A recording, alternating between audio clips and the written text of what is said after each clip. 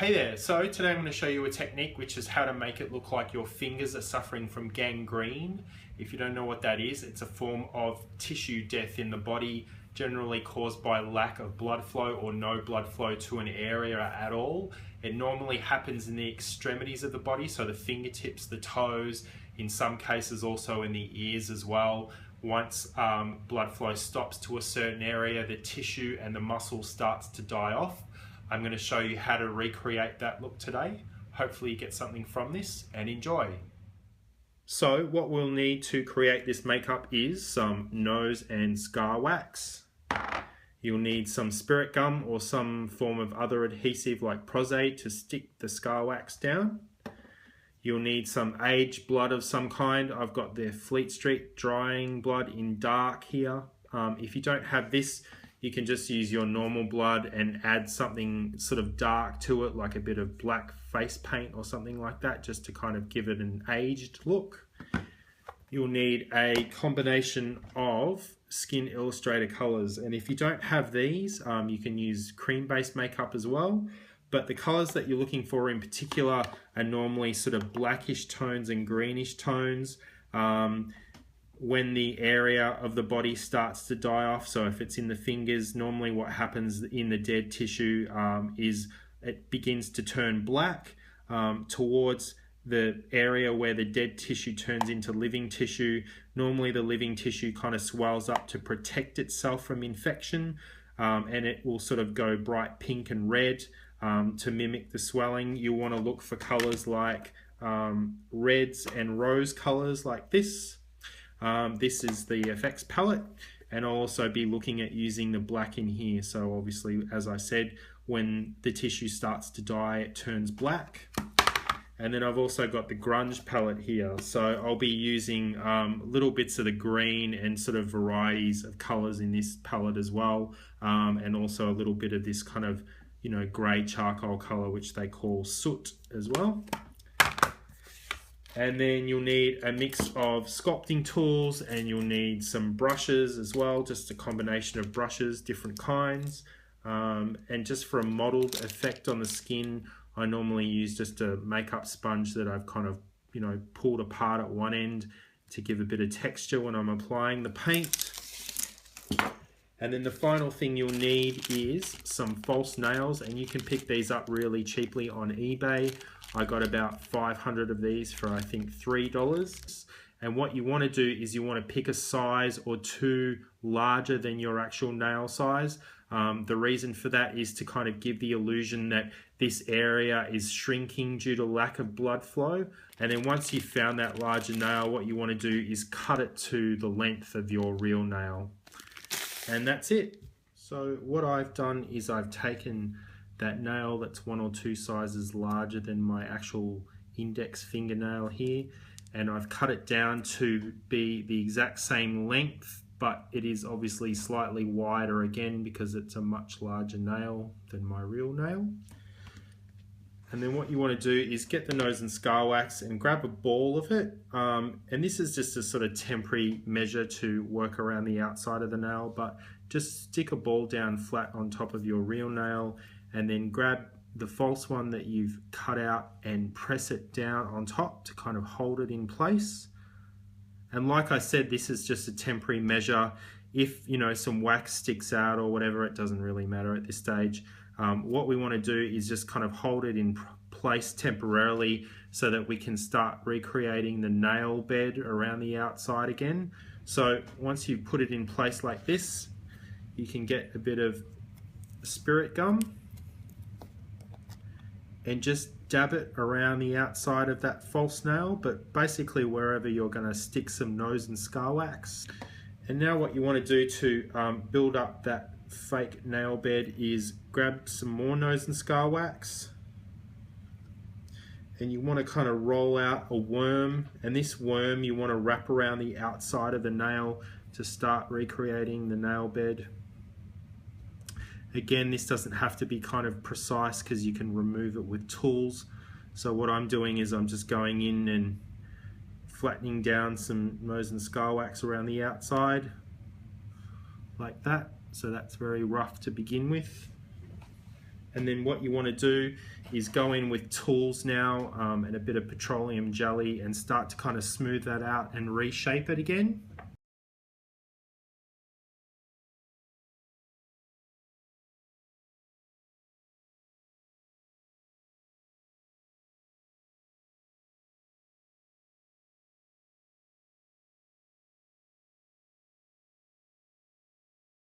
Once you've sort of run the tool around the edge of the nail, you can go in just with a dry brush.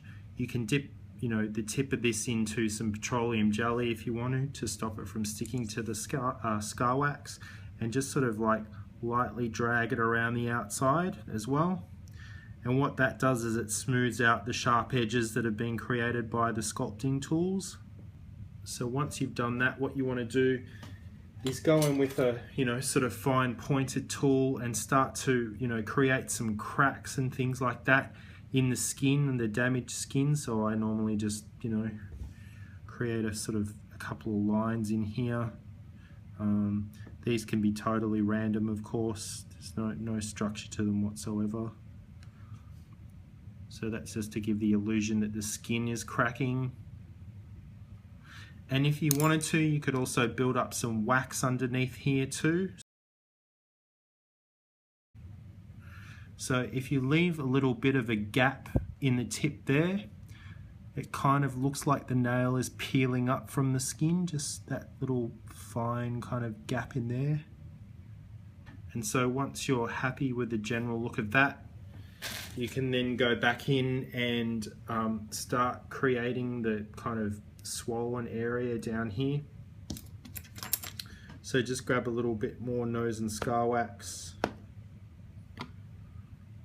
Again, you can sort of roll it up into small balls if you want to, but what you want to do with this part is sort of don't cover too much of the detail over the top of the finger, because obviously all these lines and folds in the knuckle make it look as realistic as possible. But what you want to do is sort of make this area look slightly wider and then make the dead area look slightly narrower. So what we want to do is just sort of build the sides out slightly. So I normally just sort of stick some pieces on the sides and then drag them over a little bit like this. And then what you want to do is you want to sort of repeat that on the opposite side of the finger as well. And then just with this area too, I normally go back in and sort of roughen up the wax a little bit as well. So similar to these sort of splits in the skin here, you can go back in and do that kind of towards the knuckle as well.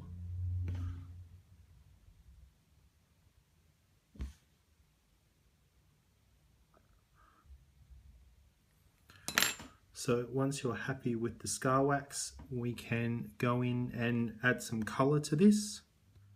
So what I normally start with is just this charcoal color here. And you want to build the color up slightly, because even though in a lot of reference material photos or reference photos, when you see gangrene, the skin does look black, but there's actually quite a lot of color in amongst the black as well. So you'll see bits of green and yellow and white and blue and red. So I normally like to start just with some really light washes and then build up on top of that. So go back in, and again, if you get it over the top of that false nail, it actually doesn't matter too much. So start with a dark color. If you don't have charcoal, you can obviously you know, you could start with a black or a washed out version of the black color as well. So I'm also going in, I'm not going over the scar wax too much. I'm sort of sticking just to the tip or the area that I want, you know, to look dead. So I'm pretty happy with that as far as the first layer goes. So I might go back in now and add some green and some yellow to this. And I'll stick with this sort of like, it's almost like an army green color. This is in the Necromania palette.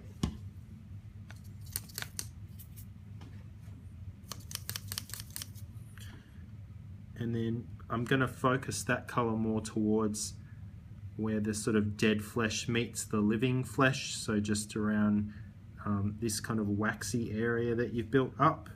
And you don't have to cover all of it with green either. You can just sort of, you know, stipple it around in different places. I'm also going to go back down into the kind of nail bed area with this color as well, just to add a bit of green to it. And now I might go back in and just darken that finger up a lot more now. So get the black from the effects palette. But what I normally do just to get more of a concentrated color out of this is pour some alcohol on it, and don't put your brush in it straight away. Just sort of let it sit and let it soak in to that paint a little bit more. It creates quite a dark pigment on the brush. So I'm going to go in and sort of stipple that around now.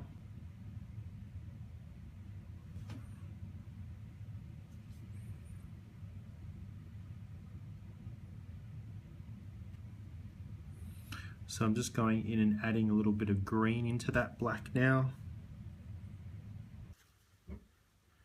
So in order to help with the sort of look of swelling around this area here where the tissue is still living, I'm going to go back in just with some red washes as well. So you can use a bit of the blood tone. I wouldn't go too heavy on the blood tone. I'd probably go back in more with a rose adjuster later on and add a little bit more pink, but I'm just going to start by doing some light washes over the top of that scar wax just to help it blend back into my skin again. And then gradually add a little bit more red to it as I go. So the other thing I like to do now is to go in and add some sort of finer details to this. So to create a bit of depth and separation between the kind of living tissue and the dead area, I go back in with a bit of a pale color like light or beige and start to highlight some of the sort of texture in the scar wax here. I also like to go back in and sort of create the tip of the nail as well. So obviously there's a, you know, paler line around the tip of my nail here, so we want to recreate that in this false nail here.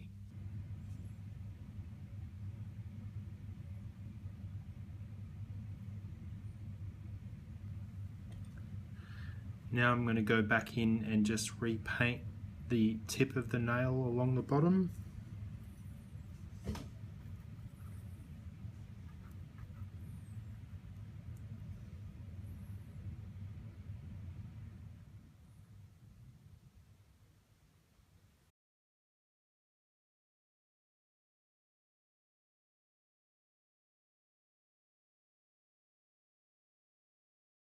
Once you're happy with the final look, the last step now is to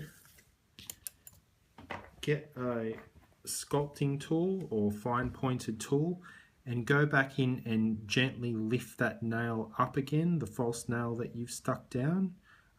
What you want to try and do is avoid sort of wrecking this scar wax that you've built up around the edge here, around the nail bed. So you want to kind of lift it and pull it out away like that.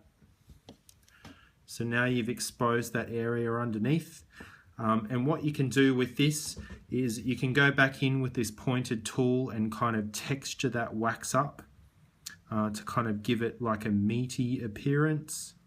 I normally just go back in like this and sort of roughen it up. So now you've sort of effectively covered up your real nail underneath, and what you want to do is sort of create a really dried out nail bed. So what I normally do is go back in with a bit of yellow and you know, some red color as well to create sort of a bit of a blood tone underneath the nail.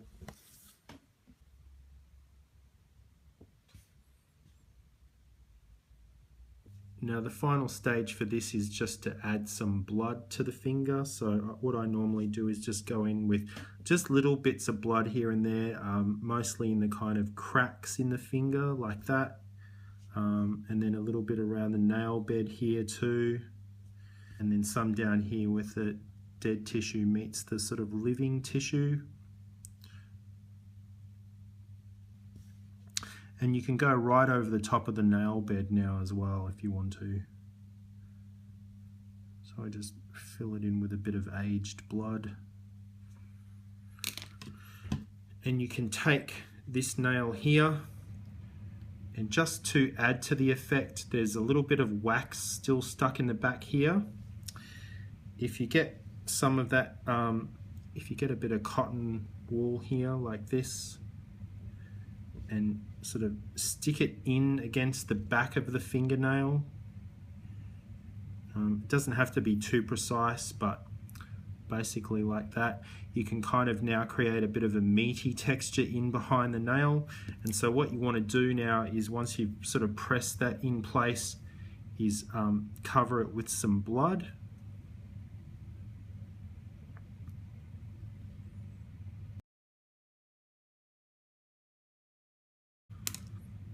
And you can now stick this back in place on top of your finger here, like that. Put some blood up underneath as well. So here is my gangrenous finger with removable fingernail.